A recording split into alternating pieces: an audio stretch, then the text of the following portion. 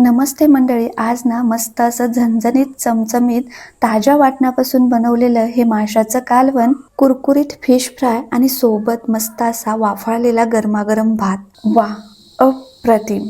चला तर सर्वात पहिल्यांदा 1 किलो मासा स्वच्छ धुवून यावरती मीठ, हळद, लिंबाचा रस लावून 2 तास मुरण्यासाठी ठेवून दिले. त्यानंतर चिंचमध्ये गरम पाणी ॲड केलं आणि चिंच भिजण्यासाठी ठेवली.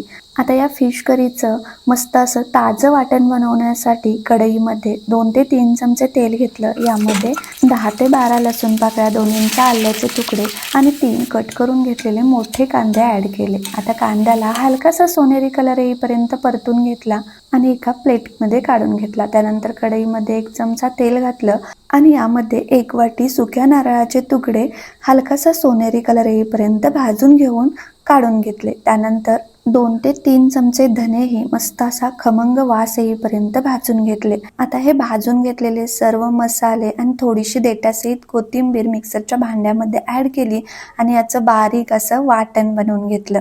आणि इकडे मासे मस्त असे 2 तास मॅरिनेट झाले आहेत. यावरती 1 चमचा मिरची पावडर लावून घेतली. मिरची पावडर पूर्णपणे ऑप्शनल आहे. त्यानंतर पॅनमध्ये थोडंसं तेल घेतलं आणि या तेलामध्ये हे माशाचे मॅरिनेट करून घेतलेले पीस दोन्ही साईडने हलकेसे फ्राय करून घेतले. आणि या मॅरिनेट केलेल्या माशातील 1/2 किलो मासा मी फिश फ्राय करण्यासाठी बाजूला काढून ठेवला. आता हे मासे तळून घेतलेल्या तेलामध्ये फिश करी बनवायची, म्हणजे फिश करीला फ्लेवर खूप छान येतो.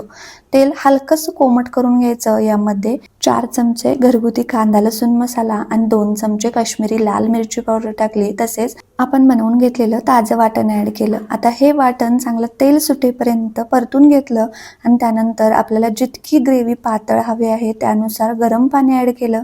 चवीनुसार मीठ घातलं आणि आता हा रस्सा झाकण लावून मंद गॅसवरती चांगला शिजवून घेतला.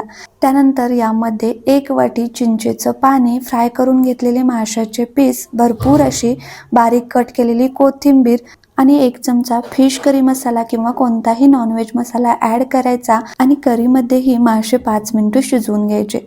तर ही डिटेल परफेक्ट रेसिपी पाहण्यासाठी स्क्रीनवर आलेल्या त्रिकोणी बटनवर क्लिक करा. Thank you, bye bye.